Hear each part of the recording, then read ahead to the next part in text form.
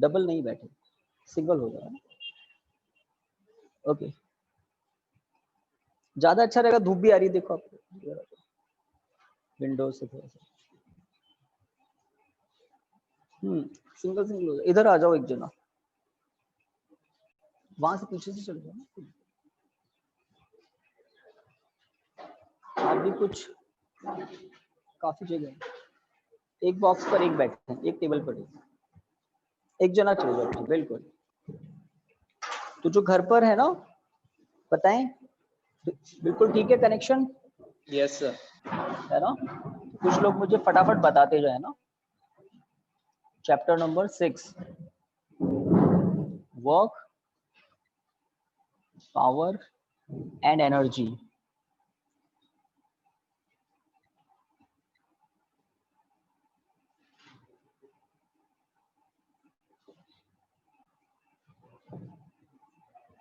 Okay, इसमें work की definition, इनसे पहले हमको वेक्टर्स के स्केलर प्रोडक्ट की बात करनी होगी।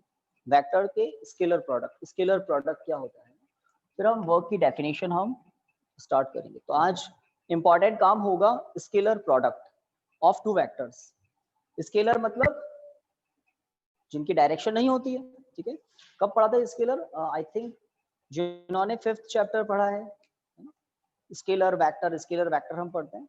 और काफी कुछ स्टूडेंट जिन्होंने 4th चैप्टर जस्ट अभी फिनिश ही किया था, projectile motion and centripetal acceleration तक किया था। कल की क्लास का कुछ टाइम भी डिसाइड करना है हमें, जाते वक्त बता देना। कल हम एक क्लास रखने वाले हैं लेट स्टूडेंट्स के लिए, डिफरेंशिएशन इंटीग्रेशन कैलकुलस वाला, ठीक है। तो आज जो चैप्टर नंबर 6 स्टार्ट करते हैं, उसमें सबसे फर्स्ट हेडिंग हम लिख रहे हैं स्केलर प्रोडक्ट। आप लिख सकते हैं स्केलर प्रोडक्ट। जो घर पे हैं वो भी फटाफट पैरेलल काम चालू कर दें। स्केलर प्रोडक्ट, ठीक है। तो क्या होता है स्केलर प्रोडक्ट, इसकी हम बात करते हैं। तो हेडिंग लिखकर आपको देखना है, डायग्राम से बात को समझना है। आपके इस चैप्टर में, चैप्टर नंबर 6 में स्केलर प्रोडक्ट है, और चैप्टर नंबर 7 में वेक्टर प्रोडक्ट है। बट हम वेक्टर प्रोडक्ट भी 6 चैप्टर में ही पढ़ लेंगे, दोनों प्रोडक्ट। 7th में वो नहीं करना पड़ेगा, दोनों प्रोडक्ट हम 6 चैप्टर में ही पढ़ लेंगे। ओके, तो सबसे पहले स्केलर प्रोडक्ट क्या होता है उसको समझना है। सामने देख लें, हमें क्या क्या पता है। हमें पता है वेक्टर क्या होता है। यहाँ जितने भी बैठे हैं सबको वेक्टर पढ़ा दिया, इसलिए मुझे प्रॉब्लम आएगी नहीं 6 चैप्टर में ज्यादा। देखिए, अगर वेक्टर की बात करें तो वेक्टर में उसका मैग्नीट्यूड होता है और उसकी पर्टिकुलर कुछ डायरेक्शन होती है। वेक्टर के अगर आपसे कहूँ कुछ एग्जांपल दे तो आप सब बता देंगे। Displacement, velocity, acceleration, force, momentum, बहुत सारे वेक्टर्स आप बता सकते हैं। तो एक वेक्टर है ए वेक्टर, एक और वेक्टर है लेट बी वेक्टर। दोनों के स्टार्टिंग पॉइंट कॉमन है। तो ये कैसे वेक्टर हैं? को इनिशियल वेक्टर, ट्रू, को इनिशियल वेक्टर है। इन दोनों वेक्टर्स के बीच में कुछ एंगल है, एक्यूट एंगल है थीटा। तो वेक्टर ए, वेक्टर बी आपको दिखाई दे,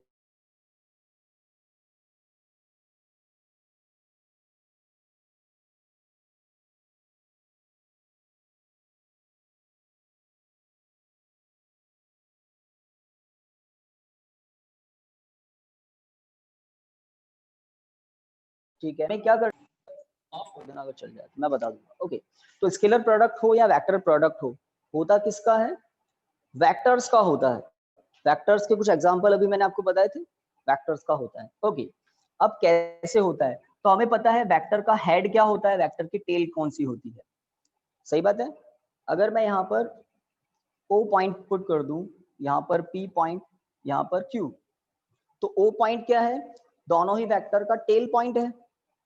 A वेक्टर का हेड है P पॉइंट, P पॉइंट, और B वेक्टर का हेड है Q पॉइंट। अगर मैं Q पॉइंट से नॉर्मल ड्रॉ करूं 90 डिग्री, और जहां पर ये मीट कर रहा है उस पॉइंट को नेमिंग कर दें कुछ M, तो OMQ एक राइट एंगल ट्राइंगल बन गया। OMQ एक राइट एंगल ट्राइंगल है, उस राइट एंगल ट्राइंगल में बेस होगा OM। ट्रू, सही है। और अगर इस राइट एंगल ट्राइंगल में इन ट्राइंगल OMQ मुझे ओ एम पता करना है तो मुझे ट्रिग्नोमेट्रिक रेशियो कॉस यूज लेना होगा। कॉस में आता है बेस अपॉन हाइपोटेन्यूज, तो क्या होगा ओ एम अपॉन, ठीक बात, O M upon O Q. कौन सा ट्राइंगल है, O M Q, O M Q, तो हाइपोटेन्यूज नीचे ही आता है, ठीक है। तो ओ एम इक्वल टू आपको क्या लिखना पड़ेगा, O Q cos theta. So O M equal to क्या हो जाएगा, magnitude of vector B into cos theta. आप देख सकते हैं O to Q length of the vector, किसी भी वेक्टर की लेंथ किसको रिप्रेजेंट करती है, उसी के मैग्नीट्यूड को। मैग्नीट्यूड ऑफ वेक्टर बी ऐसे भी लिखा जा सकता है और जस्ट ऐसे भी लिखा जा सकता है। अब मैं ओ से बी तक, ओ से एम तक है ना, ये तो वेक्टर ए है, यहां लिख देता हूं वेक्टर ए। ओ से एम तक आप क्या लिख सकते हैं, बी कॉस थीटा। तो बी कॉस थीटा क्या है, component of vector B in the direction of vector A. B cos theta क्या है, component of vector B, component of vector B in the direction of vector A, ठीक है। अब scalar product क्या होता है, प्रोडक्ट मतलब प्रोडक्ट, मल्टीप्लाई करेंगे। अगर हम फर्स्ट वेक्टर मान लें ए वेक्टर, तो फर्स्ट वेक्टर के मैग्नीट्यूड को प्रोडक्ट कर दें सेकंड वेक्टर के कंपोनेंट से। अब सेकंड वेक्टर के दो कंपोनेंट होंगे, एक हॉरिजॉन्टल कंपोनेंट होता है, एक वर्टिकल कंपोनेंट होता है, बट कौन सा कंपोनेंट, वो कंपोनेंट जो ए की डायरेक्शन में है। तो ए की डायरेक्शन में बी का कौन सा कंपोनेंट है, बी कॉस थीटा।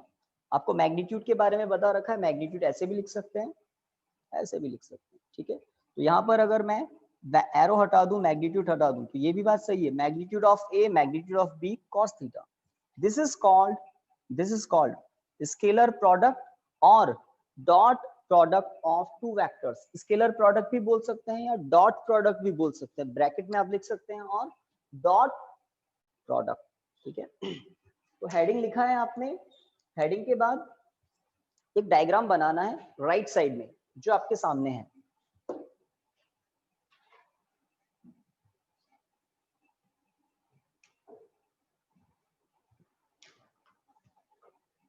बनाइए।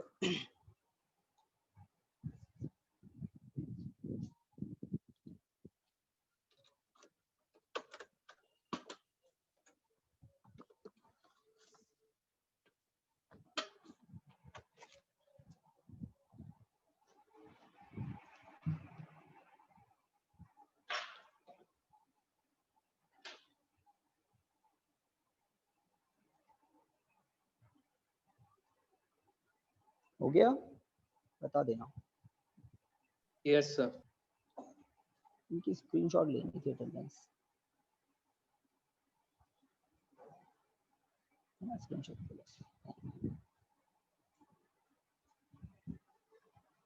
इसका मतलब कनेक्टिविटी बिल्कुल परफेक्ट है।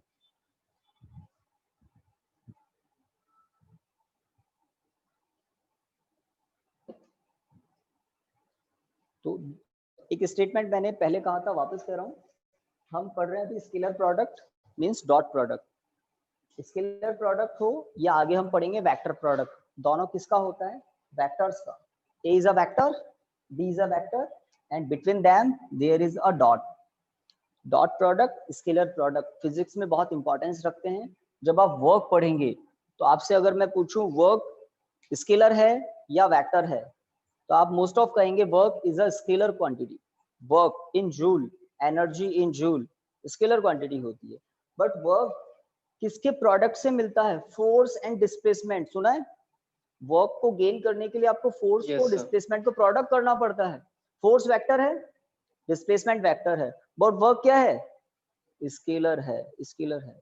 तो स्केलर प्रोडक्ट फिजिक्स में एग्जिस्ट करता है, और वो क्या होता है वो हम आज स्टार्ट कर रहे हैं। हेडिंग आपने लिख लिया, डायग्राम आई थिंक बना लिया होगा, डायग्राम डन।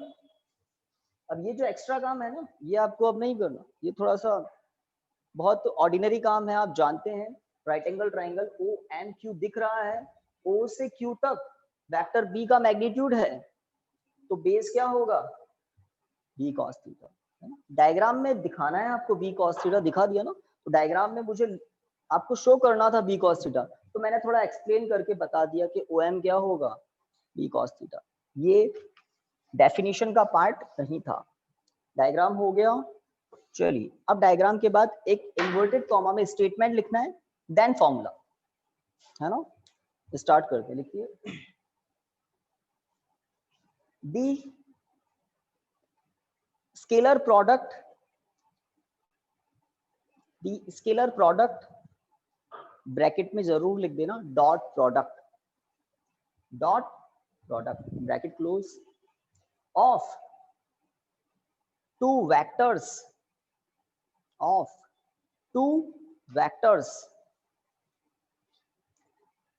ब्रैकेट में ऐसा करना है A एंड B, है ना। The dot product the scalar product bracket में dot product of two vectors bracket में A and B is defined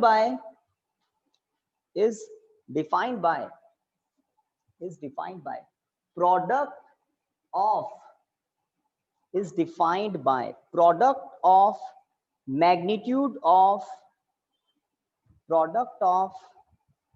on की क्या recording, very good, is defined by product of magnitude of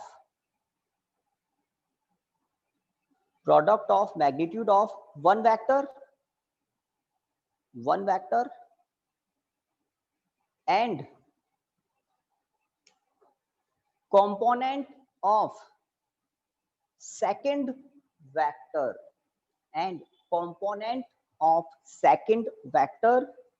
in the direction of first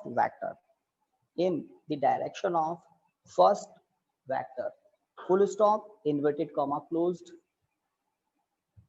तो scalar product की definition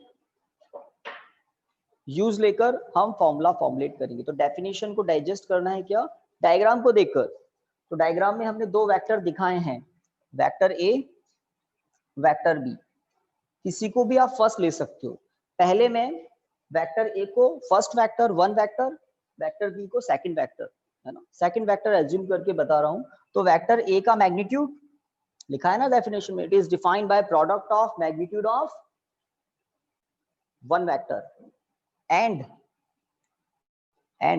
component of second in the direction of first.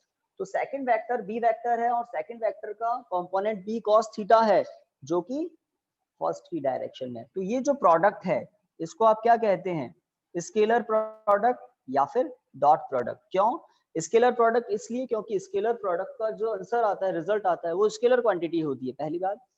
और इसको represent करने के लिए दो वेक्टर्स के बीच में स्टैंडर्ड है, डॉट अप्लाई करते हैं। ये हमारा रूल नहीं है, स्टैंडर्ड है, बहुत स्टैंडर्ड सिंबल है डॉट। ओके, तो लाइन चेंज करके लिखिए, दैट इज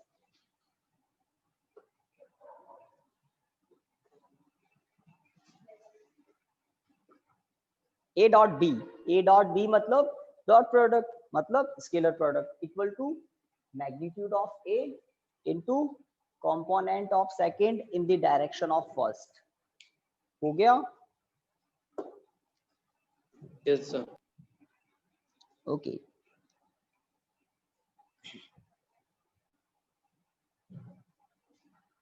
तो इसको आपको जस्ट ब्रैकेट्स को रिमूव करके A B cos theta equation 1। तो A dot B scalar product of vector A and B, result है AB cos थीटा। यहाँ पर A फर्स्ट वेक्टर है, B सेकंड वेक्टर है। अगर आपसे कहा जाए B डॉट A क्या होगा, B डॉट A, तो डॉट प्रोडक्ट की डेफिनेशन से वही बात, अगर B को पहले लिखा है A को बाद में लिखा है, तो फर्स्ट वेक्टर B वेक्टर हो गया और सेकंड वेक्टर A वेक्टर हो गया। अब पहले डायग्राम में देखो मैं क्या कर सकता हूं। अगर मैं Q पॉइंट से, जैसे पहले जो किया था वो बता रहा हूं, Q से हमने नॉर्मल ड्रॉ किया था फर्स्ट वेक्टर पर। अब फर्स्ट वेक्टर चेंज कर दिया हमने, B को कर दिया, ठीक है। तो फर्स्ट वेक्टर कौन हो गया, B। तो B वेक्टर पर नॉर्मल ड्रॉ करते हैं, कहां से, P पॉइंट से, तो लेट यहाँ पर कहीं वो नॉर्मल आ रहा है ना, मान लेते हैं ये यहाँ से यहाँ तक ही normal, this is point N point है। एक नया राइट एंगल ट्राइंगल में भी आपको दिख गया होगा ONP, टू वे दोनों तरह से बता दूंगा मैं। अभी मैंने A डॉट P आपको क्लियर किया है, B डॉट A देखेंगे, फिर आप देखेंगे A dot B dot A same होते हैं, ठीक है। तो अगर हम ONP ट्राइंगल देख पा रहे हैं तो ON क्या होगा पहले बताइए फिर लिखिए। O से N तक की डिस्टेंस क्या होगी? A क्या cos theta। क्या A cos थीटा होगी? बिल्कुल सही बोल रहे हैं। आई थिंक कौन, Nilesh? Yes sir.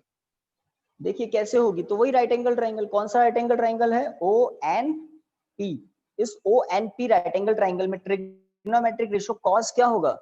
Base upon hypotenuse, ठीक है। बात क्लियर हो गई।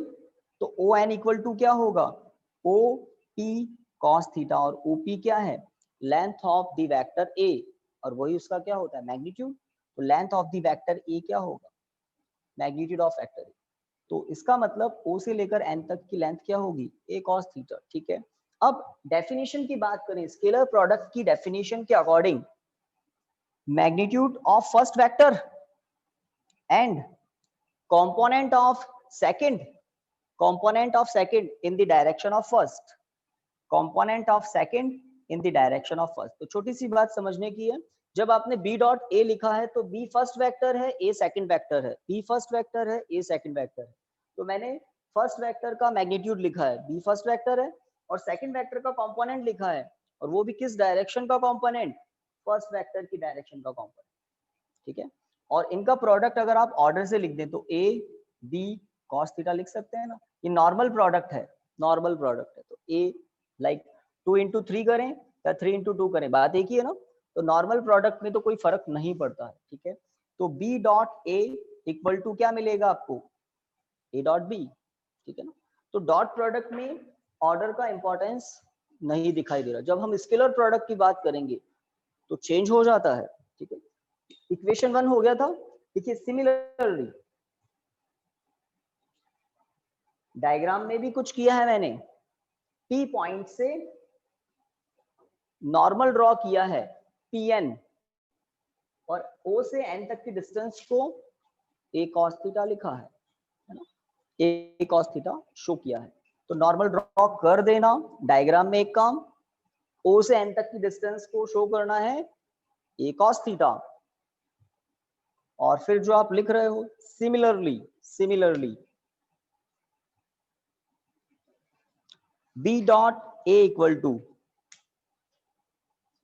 B into A cos theta. तो डेफिनेशन को हम यहां पर भी फॉलो कर रहे हैं, यहां पर magnitude of first and product of magnitude of one vector and component of second in the direction of first।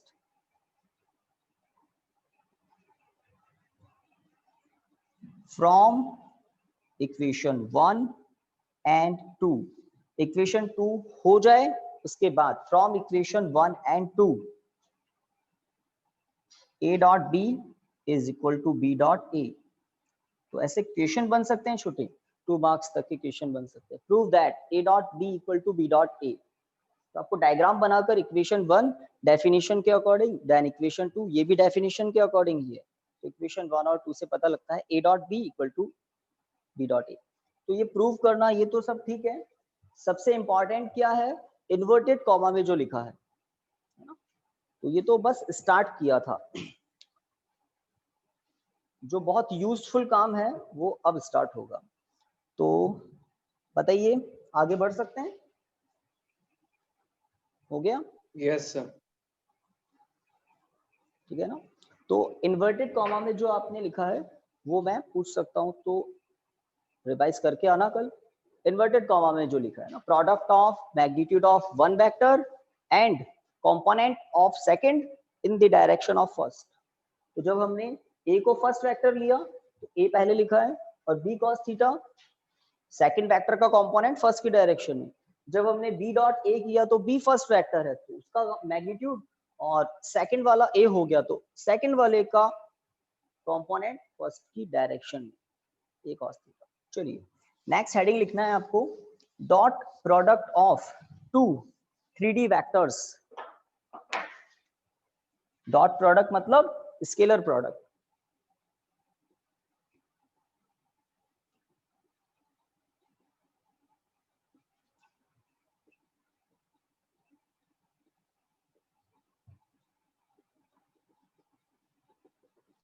इसको IMP लगाएं।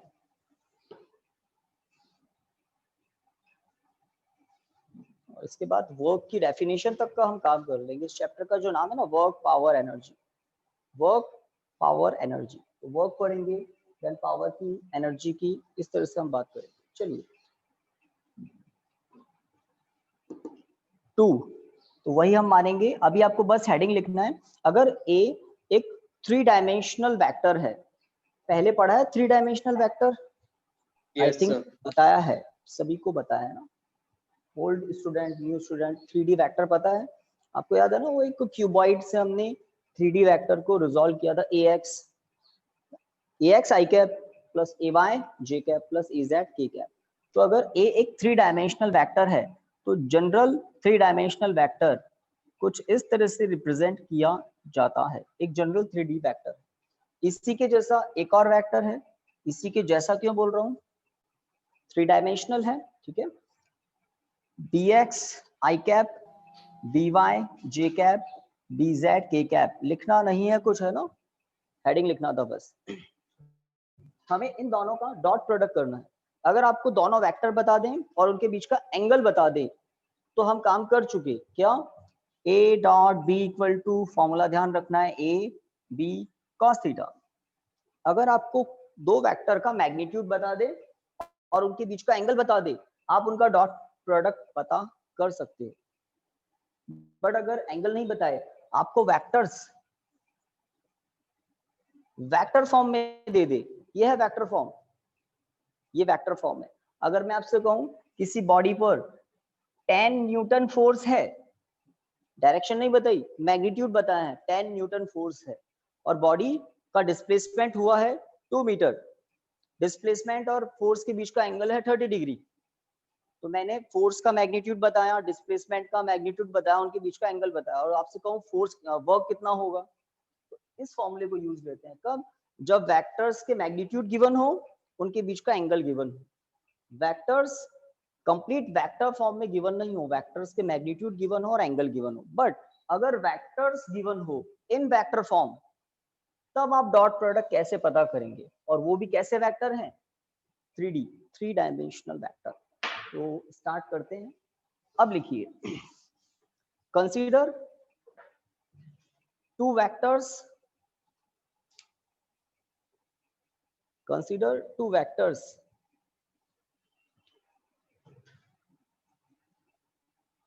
वेक्टर्स लाइन में लिखें या लाइन चेंज करके भी लिख सकते हैं। A vector equal to ax i cap plus ay j cap, और इसको आप थोड़ा सा फास्ट कर लें, and b vector equal to bx i cap plus by j cap plus bz k cap.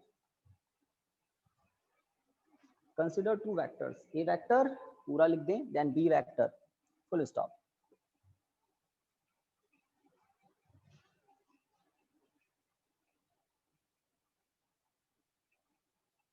हो गया? आगे लिखें, देयर डॉट प्रोडक्ट, मतलब स्केलर प्रोडक्ट, एक ही बात है। Their dot product can be written as, their dot product can be written as. तो मैं मार्कर बोर्ड के लेफ्ट से लिख रहा हूं, कैन बी रिटन एज, बिल्कुल लेफ्ट से। तो आपको भी पेज के लेफ्ट से स्टार्ट करना है, एक्सप्रेशन बड़ा आएगा इसमें। Can be written as A dot B equal to, देखो वेक्टर्स किस फॉर्म में है, वेक्टर फॉर्म में है,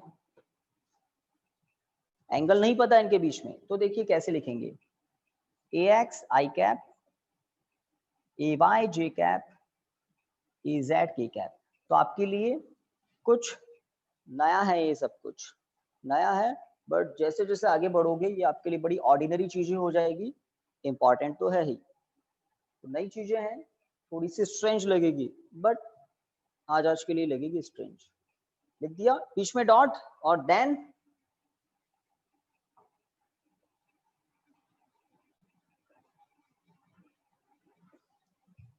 कैन बी रिटन एज। तो फर्स्ट स्टेप आ गया, एक लाइन में रजिस्टर की एक लाइन में फिट हो जाए तो बेटर है। ओके, नेक्स्ट स्टेप लेफ्ट से ही करना है, इक्वल टू। अब दो ब्रैकेट्स हैं और हर ब्रैकेट में 3 टर्म्स हमें दिख रही है। जब इन दोनों ब्रैकेट्स का डॉट प्रोडक्ट करेंगे तो आपको 9 टर्म्स मिलेगी। 3 into 3 9 टर्म्स मिलेगी। वो 9 टर्म्स अब देखिए रूल के अकॉर्डिंग, पहले मैं इस टर्म को इन तीनों से प्रोडक्ट करूंगा, इस तरह से आगे बढ़ेंगे। तो देखिए ax i कैप में कौन मैग्नीट्यूड है, कौन डायरेक्शन है? ax एक मैग्नीट्यूड है, i कैप एक यूनिट वेक्टर है, डायरेक्शन मतलब ये यूनिट वेक्टर है। यहाँ पर आप देखें तो इस तरह से bx एक मैग्नीट्यूड है, स्केलर है bx, और i कैप क्या है, यूनिट वेक्टर है। मैंने आपको बताया था स्केलर प्रोडक्ट हो या वेक्टर प्रोडक्ट हो, स्केलर प्रोडक्ट मतलब डॉट प्रोडक्ट किसका होता है?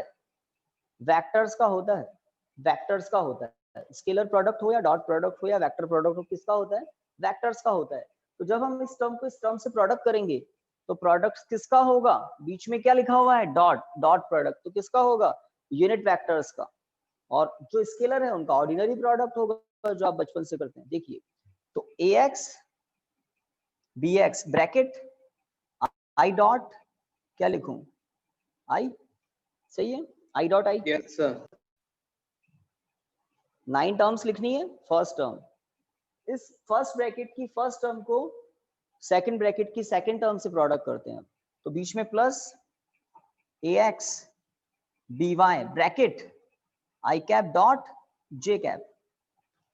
यूनिट वेक्टर्स के बीच में डॉट प्रोडक्ट है, क्योंकि डॉट प्रोडक्ट होता किसका है? वेक्टर्स का। स्केलर का तो ऑर्डिनरी प्रोडक्ट होता है। ओके, नेक्स्ट, तो फर्स्ट ब्रैकेट की फर्स्ट टर्म को अब सेकंड ब्रैकेट की लास्ट टर्म से प्रोडक्ट कर देते हैं। तो ax bz ब्रैकेट में i dot k, i dot k। तो 2 लाइंस यूज लेना अब, अभी तो ax को किया। अब ay j कैप को प्रोडक्ट करते हैं सेकंड ब्रैकेट की फर्स्ट टर्म से। तो ay bx ब्रैकेट में बताएं क्या लिखें? ay bx ब्रैकेट में क्या लिखें? J cap dot dot I I cap. Cap, बिल्कुल ठीक है, j cap dot I cap plus next ay by, तो ये हो जाएगा j cap dot j cap. True. और एक और यस सर। टर्म यहां लिख देता हूं मैं, ay bz j cap dot k cap. तो बात जब समझ में आ जाती तो आप फास्ट लिख सकते हैं। अब फर्स्ट ब्रैकेट की लास्ट टर्म को प्रोडक्ट करना बाकी है, az k कैप को। तो az bx k cap dot i cap. First bracket की last term, second bracket Yes, sir. की फर्स्ट टर्म का प्रोडक्ट, ठीक है। az by bracket k cap dot j cap, last term az bz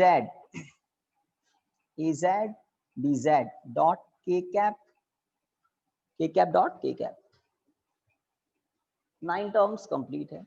I think आपने कुछ error नहीं की होगी, ठीक है, चेक कर लेते हैं, अभी चेक भी हो जाएगा सब कुछ। हमने जो आज डॉट प्रोडक्ट सीखा है ना, आप पूछूंगा आपसे एक चीज से, क्या सीखा है? अगर कोई वेक्टर है a और कोई दूसरा वेक्टर है b, तो वो क्या होता है? Magnitude of first vector, magnitude of second vector, cos theta. ये सीखा आपने आज। दो वेक्टर्स का स्केलर प्रोडक्ट, डॉट प्रोडक्ट, ये होता है। अब इसको हमें 9 टाइम यूज लेना है। आपको क्या पता होना चाहिए? अगर हम फिंगर्स यूज लें, लेट ये x एक्सिस है, लेट ऊपर y एक्सिस है, आपकी तरफ z एक्सिस है। तो x axis, y axis, z axis mutually 90 degree पर होती है। अगर म्यूचुअली 90 डिग्री पर होती है, इसका मतलब i cap is perpendicular to j cap. सही बात है, होता ही है ना। i कैप x एक्सिस के अलोंग होता है, j कैप y एक्सिस के अलोंग होता है। और देखिए j cap is perpendicular to k cap, ये बात सही है? तो बताइए ये बात सही है कि k cap is perpendicular to i cap? सब Yes, कुछ sir. म्यूचुअली परपेंडिकुलर होते हैं। तो आप देखिए आई डॉट जे की वैल्यू क्या आएगी? आई डॉट जे 0. इस फॉर्मूले के अकॉर्डिंग बिल्कुल सही बोल रहे हैं। ए के प्लेस पर आई कैप, बी के प्लेस पर जे कैप। भाई यूनिट वेक्टर्स का, यूनिट वेक्टर भी तो वेक्टर होते हैं, उनके बीच में डॉट प्रोडक्ट। तो इस ए के प्लेस पर क्या आएगा पता है आपको? 1 magnitude of unit vector, unit vector की डेफिनेशन ही यही है। बी के प्लेस पर भी क्या आएगा? 1, और थीटा के प्लेस पर क्या आएगा? 90 डिग्री। और 1 इंटू 1 1 इंटू 0, तो क्या आया? 0 आ गया। तो ऐसे 6 टर्म 0 हो जाएगी। सबको नहीं बताना था मुझे, एक को बताना था कि उन वेक्टर्स का डॉट प्रोडक्ट 0 होता है जो म्यूचुअली 90 डिग्री पर होते हैं। रीजन cos 90 0 होता है, और उन वेक्टर्स का डॉट प्रोडक्ट मैक्सिमम होता है जिनके बीच में एंगल 0 डिग्री होता है। cos आ रहा है ना फैक्टर, 0 डिग्री होता है। ओके, आपने सुना होगा अगर डिस्प्लेसमेंट फोर्स सेम डायरेक्शन में हो तो वर्क मैक्सिमम होता है, क्योंकि वर्क क्या होता है? फोर्स डिस्प्लेसमेंट का डॉट प्रोडक्ट, स्केलर प्रोडक्ट। चलिए अब यहाँ पर काफी सारी टर्म 0 होगी और काफी सारी 0 नहीं भी होगी। जैसे अगर मैं जे कैप के प्लेस पर आई कैप कर दूं तो बताइए क्या चेंज होगा? Cos magnitude 0 of, degree. Magnitude of सही है 1 1, cos 90 के प्लेस पर सीधा 0, आई कैप एक दूसरे को कॉन्साइड ही करेंगे तो एंगल तो 0 डिग्री होगा। cos 0 कितना होता है? 1, तो 1 इंटू 1 इंटू 1 1, आई डॉट आई 1 आया। बताइए जे डॉट जे क्या आएगा? जे डॉट जे भी 1. 1 ही आएगा, के डॉट के भी 1 ही आएगा। तो काफी सारी टर्म्स 0 हो जाएगी, 3 टर्म्स 0 नहीं होगी। विच 3 टर्म्स? ये देखो सही किया मैंने, आई डॉट आई, जे डॉट जे Yes, sir. ये आई थिंक सही मिल गया, और के डॉट के भी होगा कहीं। Yes, sir. 3 टर्म्स रिमेन्स, बचेगी, बाकी सब कुछ 0 हो जाएगी। तो इस इक्वेशन को आप 1 मार्क करो पहले, तो कुछ भी ऐसे ही नहीं करेंगे, इंफॉर्मेशन देते हुए करेंगे। एग्जामिनर जो भी कॉपी चेक करेगा आपकी स्कूल्स में तो कॉपी ही जाएगी एग्जाम में, तो आपको बिल्कुल एग्जामिनर को क्लियर करते हुए आगे बढ़ना है। अब इसके बाद क्या लिखना है? Because I dot I,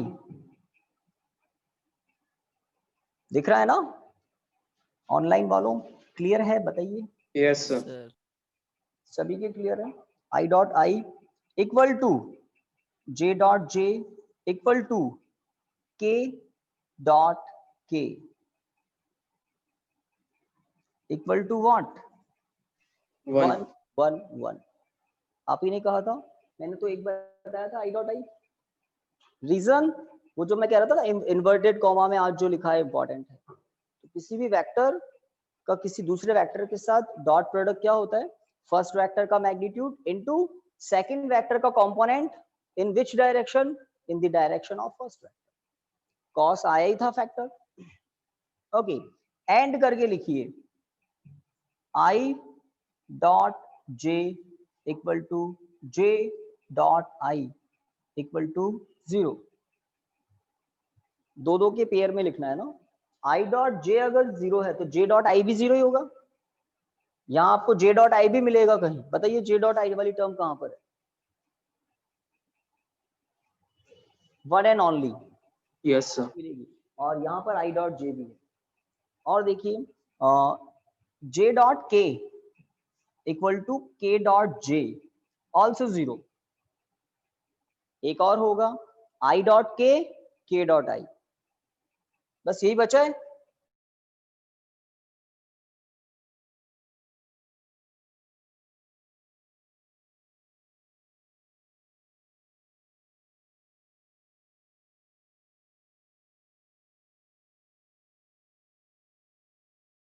dot I scalar product 0 हो जाता है। ओके, इक्वेशन 1 आपने मार्क कर दिया था और ये इंफॉर्मेशन आपने दे दी। अब आप लिख सकते हैं now from equation 1, from equation 1। तो इस टॉपिक की भी एंडिंग की तरफ हम बढ़ रहे हैं अब, और फिर इसके एक दो एप्लीकेशन डिस्कस कर लेंगे तो बात और क्लियर हो जाएगी। नाउ फ्रॉम इक्वेशन 1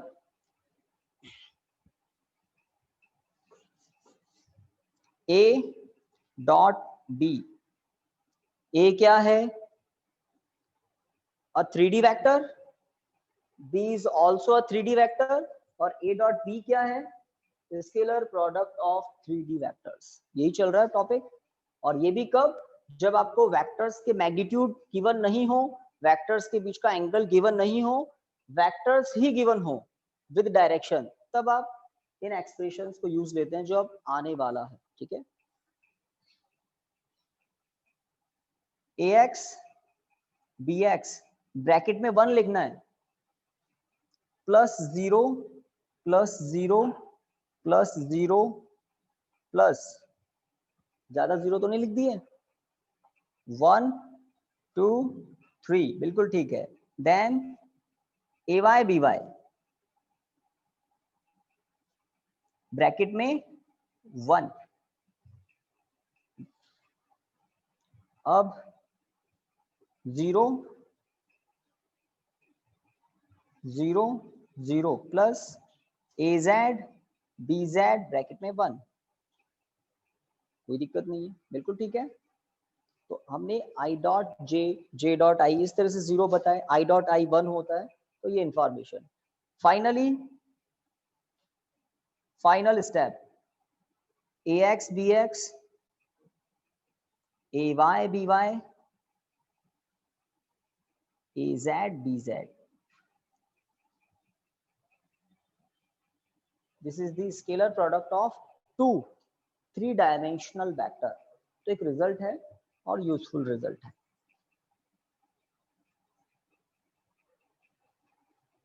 ठीक है, चलिए इसके दो एप्लीकेशन करेंगे, एक थोड़ा इजी, एक थोड़ा सा बेटर।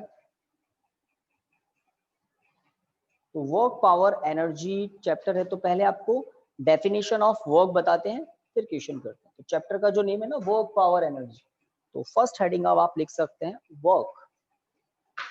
स्केलर प्रोडक्ट ओवर होता है।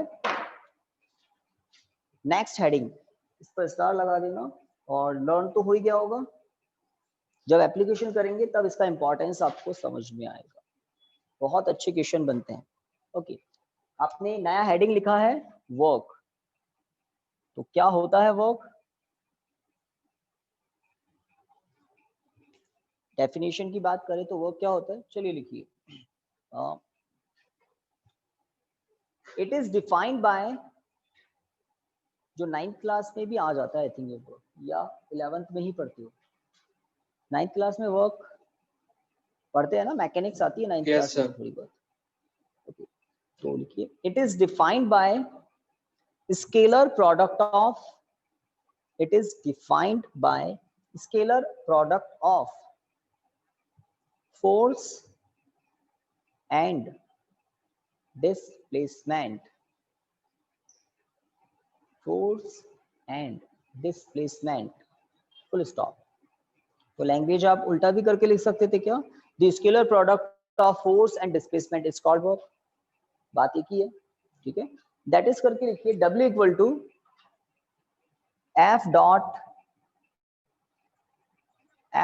x, वेक्टर लगा देना f पर, वेक्टर लगा देना x पर, x हमारे लिए डिस्प्लेसमेंट है, y डायरेक्शन में हो तो x के प्लेस पर y लिख दो, z डायरेक्शन में हो तो x के प्लेस पर z लिख दो, और जनरल हो तो r वेक्टर भी लिख देते हैं, r वेक्टर जनरल 3-डायमेंशनल डिस्प्लेसमेंट है ना। ओके, तो दिस इज दी फॉर्मूला। अगर आप ओपन करें तो फॉर्मूला क्या बन जाएगा, डॉट प्रोडक्ट ओपन करना अब आपको प्रैक्टिस हो जानी चाहिए, तो क्या होगा, W equal to F R cos theta, सही बात। एक वेक्टर है फोर्स, तो फोर्स का मैग्नीट्यूड लिखा हुआ है, दूसरा वेक्टर डिस्प्लेसमेंट है, तो मुझे यहाँ पर सिंबल चेंज नहीं करना चाहिए, तो x cos थीटा क्या होगा, displacement in the direction of force, component of displacement in the direction of force, तो डेफिनेशन वही है।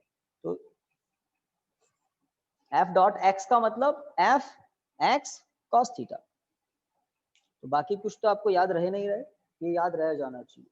दो वेक्टर्स का डॉट प्रोडक्ट क्या होता है, ए बी कॉस थीटा, तो एफ एक्स कॉस थीटा, ठीक है। वर्क की यूनिट क्या होती है? जूल। ऐसा ही सिस्टम में वर्क की यूनिट क्या होती है? जूल, सबको पता है, ठीक है। अब एक क्वेश्चन सॉल्व कीजिए।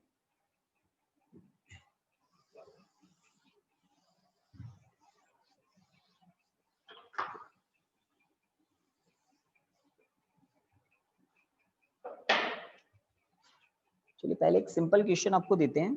एक बकेट को पुल किया जा रहा है, इस तरह से उठाया जा रहा है, तो आपको स्ट्रक्चर देखकर समझ गए होंगे कि किया क्या जा रहा है। यहां से कोई person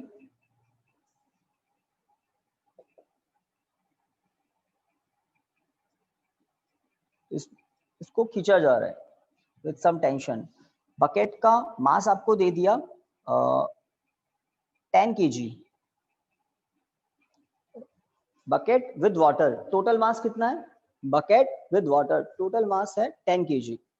take g equal to 10 metre पर सेकेंड स्क्वायर। 9.8 भी ले सकते हैं, बट क्वेश्चन में अगर कह दे 10 लेना है तो 10 ही लेना है।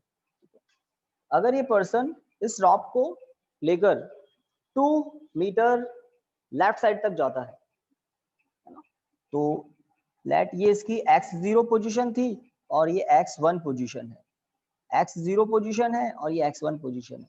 इन दोनों पोजीशंस के बीच का सेपरेशन आपको बता दिया कितना? 2 मीटर। कितना चला वो? इसका मतलब बकेट काफी नीचे थी और आएगा लेकर, बट हमने इन दोनों पॉइंट की बात की है, पॉइंट ए, पॉइंट बी। तो ए पॉइंट पर और बी पॉइंट पर जो आपको मार्किंग दिख रही है, उन दोनों के बीच का सेपरेशन है 2 मीटर।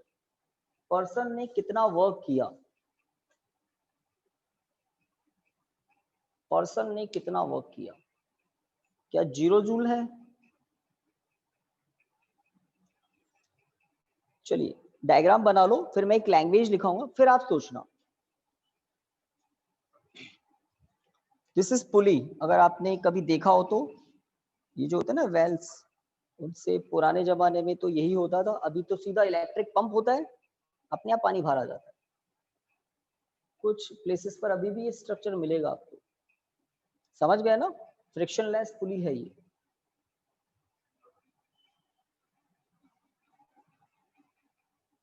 ओके, तो डायग्राम बना ले, डायग्राम बना ले।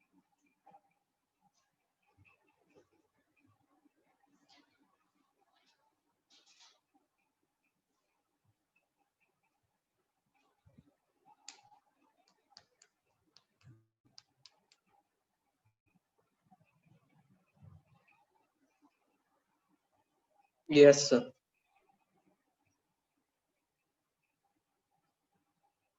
तो कुछ सेकंड्स और देते हैं, इसको कंप्लीट करो। 10 kg मार्क कर देना, 2 मीटर। जी की वैल्यू 10 लेनी ही है।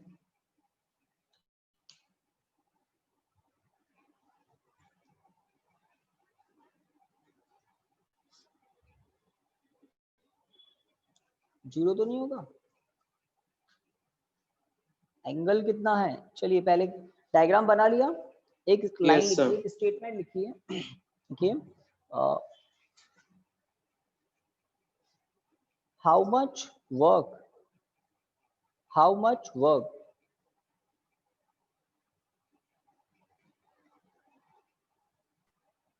done on the bucket of mass 10 kg. How much work done? How much work done on the bucket of mass 10 kg when a person, when a person moves, when a person moves 2 meter, when a person moves 2 meter to hold the rope. Person move 2 meter to hold the rope which connected, rope, rope, rope, डोरी, string, string तो नहीं बोलेंगे, टूट जाएगी ना, bucket है, रॉप ही बोलेंगे। क्या लिखा, 2 metre to hold the rope which connected with bucket as shown in figure, which connected with bucket as shown in figure. When a person moves 2 meter to hold the rope with which connected with the bucket as shown in figure. ठीक है, तो bucket पर starting में ध्यान दें, how much work done on the bucket. अब bucket पर focus करो आप, बकेट पर नेट फोर्स किस डायरेक्शन में होगा, बकेट का डिस्प्लेसमेंट किस डायरेक्शन में हो रहा है, बकेट पर नेट फोर्स किस डायरेक्शन में होगा, बकेट पर फोकस करो ओनली, क्योंकि वर्क डन किस पर पूछा है, बकेट पर पूछा है, तो बकेट पर फोकस करो, कौन सा फोर्स किस डायरेक्शन में होगा। तो मुझे दिख रहा है बकेट पर 2 फोर्स होंगे, यस सर, एक्टिविटी जो नीचे की तरफ और एक टेंशन फोर्स ऊपर, सही बात। तो ग्रेविटी का वेट mg डाउनवर्ड होता है और टेंशन फोर्स अपवर्ड होता है। आपसे कह रहे हैं बकेट को ऊपर ला रहे हैं, ब्रैकेट में कहीं लिख सकते हैं आप, विदाउट एक्सेलरेशन, बकेट ऊपर आ रही है, एक कांस्टेंट स्पीड से ऊपर आ रही है, विदाउट एक्सेलरेशन, विदाउट एक्सेलरेशन। तो बताइए बकेट कहाँ आ रही है, पर्सन तो जा रहा है लेफ्ट साइड में, डायग्राम को देखकर ही सोचना पड़ेगा, पर्सन जा रहा है लेफ्ट साइड में, तो बकेट आ रही है अपवर्ड, पहली बात। ठीक है, बकेट पर नेट फोर्स कितना होगा, 0, बिल्कुल सही बात। क्यों, एक्सेलरेशन, विदाउट एक्सेलरेशन, जब किसी बॉडी का एक्सेलरेशन 0 है, इसका मतलब उस पर नेट फोर्स क्या है, 0 है। उस केस में रॉप का टेंशन फोर्स वेट के इक्वल होता है, सही बात। तो टेंशन फोर्स का मैग्नीट्यूड पता लग गया मुझे, टेंशन फोर्स का मैग्नीट्यूड मुझे पता लग गया। Tension force is the force which displace the bucket in upward direction. Tension force he bucket को ऊपर ला रहा है, रॉप में टेंशन होगा, है ना। अगर रॉप को ब्रेक कर दें, कट कर दें, उसी मोमेंट पर टेंशन 0 हो जाता है ना। और जब 10 kg की बकेट सस्पेंडेड है तो रॉप में क्या होता है, टेंशन होता है। ठीक है, तो रॉप का टेंशन वो फोर्स है जो बकेट को ऊपर ला रहा है, एक कांस्टेंट स्पीड से ऊपर ला रहा है। स्टार्टिंग में टेंशन फोर्स ज्यादा होगा तो बकेट ने ऊपर मोशन स्टार्ट कर दिया, अब एक कांस्टेंट फोर्स से बकेट, एक कांस्टेंट स्पीड से बकेट ऊपर आ रही है, तो कौन लेकर आ रहा है ऊपर, tension force. Constant speed, acceleration 0, acceleration 0, इसका मतलब T is equal to mg। अगर बकेट का एक्सेलरेशन होता तब बात कुछ अलग हो जाती। ठीक है, अलग क्या हो जाती, मान लेते हैं ऊपर की तरफ एक्सेलरेशन होता, इसका मतलब टेंशन का मैग्नीट्यूड ज्यादा होता है mg से, है ना। अगर बकेट का एक्सेलरेशन, नेट एक्सेलरेशन डाउनवर्ड है, इसका मतलब mg ज्यादा होता टेंशन से, बट एक्सेलरेशन 0 है, इसका मतलब T इक्वल टू क्या है, mg। तो मुझे उस फोर्स का मैग्नीट्यूड मिल गया जो वर्क कर रहा है। कौन कर रहा है बकेट पर work, tension force, tension force. तो उस फोर्स का मैग्नीट्यूड मुझे पता लग गया, 10 into 10 सही लिखा है, मास 10 है और ग्रेविटेशनल एक्सेलरेशन भी 10 है, तो टेंशन फोर्स का मैग्नीट्यूड मिल गया 100 न्यूटन, पहली बात। ठीक है, अगर कोई ये सोच ले कि यहाँ पर एंगल 90 डिग्री है, फोर्स तो पर्सन अप्लाई कर रहा है, बट सिस्टम कुछ ऐसा है कि वो जो टेंशन फोर्स है ना, वो पुली के वहां डायरेक्शन चेंज कर चुका है। टेंशन फोर्स इधर था, पर्सन खींच रहा रॉप को हॉरिजॉन्टल डायरेक्शन में, तो पर्सन फोर्स अप्लाई कर रहा है हॉरिजॉन्टल डायरेक्शन में, बट पुली के वहां पर टेंशन फोर्स की डायरेक्शन बैंड कर चुकी है, देख रहे हैं ना, पुली के वहां टेंशन फोर्स की डायरेक्शन बैंड कर चुकी है, और उसके बाद बकेट पर टेंशन लग रहा है। ये वाला टेंशन डायरेक्ट पुली पर लग रहा है क्या, ये वाला टेंशन डायरेक्ट बकेट पर लग रहा है क्या, नहीं। टेंशन फोर्स पुली के वहां डायरेक्शन चेंज कर चुका था, रॉप है, कोई रॉड थोड़ी है जो बैंड नहीं होगी, फ्लेक्सिबल होती है रॉप्स। टेंशन फोर्स पुली के वहां डायरेक्शन चेंज कर चुका था। ओके, कुछ लोग कभी कभी जाल में फंस जाते हैं, ऐसे क्वेश्चन बना देते हैं, यहाँ एंगल मार्क कर देते हैं, है ना, यहाँ कह देते हैं फोर्स अप्लाई कर रहा है पर्सन इधर, बकेट का डिस्प्लेसमेंट ऊपर हो रहा है, यहाँ 90 डिग्री दिखा देते हैं। कुछ बच्चे फटाफट में 0 कर देते हैं फोर्स, बट स्टार्टिंग में क्या लिखा हुआ है, work done on the bucket. तो बकेट पर फोर्स कौन सा है, ये नहीं है या ये नहीं है, बकेट पर फोर्स कौन सा है, टेंशन फोर्स, जो बकेट को ऊपर ला रहा है। तो अब आप कंप्लीट कर सकते हैं, जितना पर्सन का डिस्प्लेसमेंट हुआ है हॉरिजॉन्टल डायरेक्शन में, उतना ही बकेट का हुआ होगा वर्टिकल डायरेक्शन में। तो डिस्प्लेसमेंट का मैग्नीट्यूड 2, फोर्स का मैग्नीट्यूड, तो वर्क कितना होगा 2000 जूल होगा ना। W इक्वल टू आप क्या कहते हैं, F डॉट x। तो यहाँ होगा टेंशन फोर्स एंड डिस्प्लेसमेंट। यहाँ डिस्प्लेसमेंट को आप वर्टिकल डायरेक्शन का डिस्प्लेसमेंट कह दे तो बेटर रहेगा, ये हॉरिजॉन्टल है तो यहाँ पर बकेट की कुछ इनिशियल पोजीशन होगी, बकेट की कुछ फाइनल पोजीशन है, उनके बीच का सेपरेशन भी क्या होगा 2 मीटर होगा। ये आपको सोचना है कि बकेट का मोशन हॉरिजॉन्टल है या वर्टिकल है, बकेट का मोशन वर्टिकल है। तो जितना पर्सन, जब पर्सन यहाँ था तो बकेट कहाँ थी, इस पोजीशन पर। जब पर्सन रॉक को लेकर बी पॉइंट पर आ गया 2 मीटर डिस्प्लेस होकर, तो बकेट कहाँ आ गई 2 मीटर ऊपर आ गई। तो बकेट का डिस्प्लेसमेंट है वर्टिकल डिस्प्लेसमेंट। जब डॉट प्रोडक्ट ओपन करेंगे तो क्या आएगा, 0 डिग्री पर फोकस करें, टेंशन फोर्स की डायरेक्शन बकेट पर कहाँ है, अपवर्ड, डिस्प्लेसमेंट भी कहाँ हो रहा है, अपवर्ड, तो एंगल क्या होगा, ठीक है। तो W equal to T vector dot y vector, T is the tension force, force vector quantity है इसलिए वेक्टर अप्लाई करना पड़ेगा, ठीक है। तो क्वेश्चन तो हो गया था, क्वेश्चन डायग्राम से आंसर डायग्राम बना दिया, बकेट के लिए डिस्प्लेसमेंट वर्टिकल है, एंड कर सकते हैं 100 newton, then 2 metre, then cos 0 1, तो W equal to 2000 joule, W equal to 2000 joule. कुछ गड़बड़ हो गया क्या, 2000 कैसे हो जाएगा, 2 तो 20 मीटर थोड़ी है, यस 2000 कैसे हो जाएगा, ठीक है 200 जूल। एक और बात, चलिए पहले 200 जूल तक इसको एंड कीजिए, हो गया। तो इस काम को करने से पहले आपने टेंशन फोर्स का मैग्नीट्यूड नहीं पता किया तो कहीं कर देना, force on the bucket, force on the bucket, vertical force है ना, vertical force on the bucket, P equal to mg equal to tan into tan equal to 100। और ये इक्वल क्यों किया, आपको बीच में मैंने कहा था ना विदाउट एक्सेलरेशन, लिखा था आपने विदाउट एक्सेलरेशन बकेट एक कांस्टेंट स्पीड से ऊपर आ रही है, उस केस में टेंशन फोर्स का मैग्नीट्यूड mg के इक्वल होता है, मैग्नीट्यूड नॉट डायरेक्शन, डायरेक्शन तो अपोजिट होती है ना।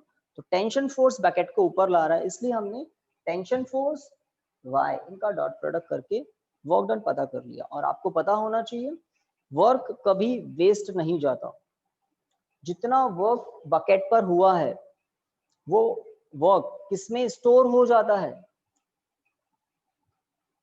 बकेट की एनर्जी में। पोटेंशियल एनर्जी नाम सुना है, mgh में भी सुना होगा। जितना बकेट ऊपर आएगी उतना वर्क ज्यादा होगा, और वो वर्क किसमें स्टोर हो जाता है, पोटेंशियल एनर्जी में। एनर्जी की यूनिट जूल होती है क्या, एनर्जी की यूनिट जूल होती है, ठीक है।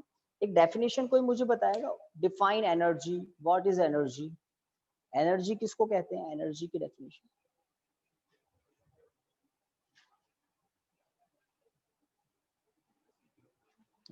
कैपेसिटी ऑफ डूइंग वर्क या फिर स्ट्रेंथ ऑफ डूइंग वर्क, जो डेफिनेशन आप जानते हैं, तो स्ट्रेंथ ऑफ डूइंग वर्क या कैपेसिटी ऑफ डूइंग वर्क। तो आई थिंक ये क्वेश्चन हो गया। ये तो वो क्वेश्चन है जिसमें मैंने आपको एंगल की इंफॉर्मेशन दे दी है इनडायरेक्टली, फोर्सेस की इंफॉर्मेशन दे दी इनडायरेक्टली, लाइक आपको मास बताया, आपको जी की वैल्यू बताई, तो फोर्स की इंफॉर्मेशन मिल गई इनडायरेक्टली, डिस्प्लेसमेंट बताया आपको, एंगल की इंफॉर्मेशन इनडायरेक्टली कैसे मिली, डायग्राम कुछ ऐसा था कि एंगल 0 डिग्री होगा। अगर आपको 3D वेक्टर दे दें ऐसे कुछ और आपसे वर्क पूछ ले, तो एक फोर्स का एक्सप्रेशन दे दे इस टाइप का, एक डिस्प्लेसमेंट का एक्सप्रेशन दे दे इस टाइप का, तो आप किस फॉर्मूले को यूज लेकर वर्क डन पता करोगे, ax bx plus ay by plus az by। तो a के प्लेस पर क्या होगा फोर्स, b के प्लेस पर क्या होगा डिस्प्लेसमेंट, पता कर सकते हैं, ठीक है। ओके, लास्ट डेफिनेशन लिखते हैं, क्लास को एंड करते हैं। देखिए एनर्जी, एनर्जी, अभी क्लास है क्या आपकी? बायोलॉजी की कुछ क्लास है क्या? टाइम क्या हो गया?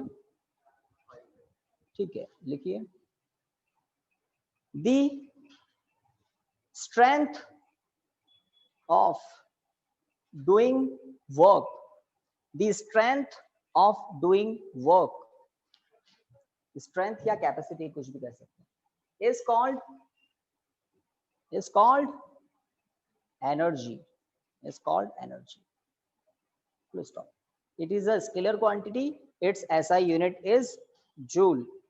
नोट्स बना रहे हैं तो बात कंप्लीट ही करनी पड़ेगी, आपको बिल्कुल पता होगा बट फिर भी लिख लीजिए। It is a scalar quantity, it's SI unit is joule. Work में हमने इसलिए नहीं लिखा क्योंकि वर्क स्केलर प्रोडक्ट से मिल रहा है, स्केलर तो है ही, जूल आपको बताया था वहां पर, ठीक है। तो एनर्जी के बहुत सारे टाइप्स हम कल पढ़ेंगे, और ये जो आज सीखा था ना इसके एप्लीकेशन की बात आज नहीं कर पाए, कल करेंगे, ठीक है ना। थैंक यू स्टूडेंट्स, लीव करो वहां से, ठीक है, लीव कर सकते हैं वहां से। थैंक यू स्टूडेंट्स जो भी घर पर हैं। Thank you sir.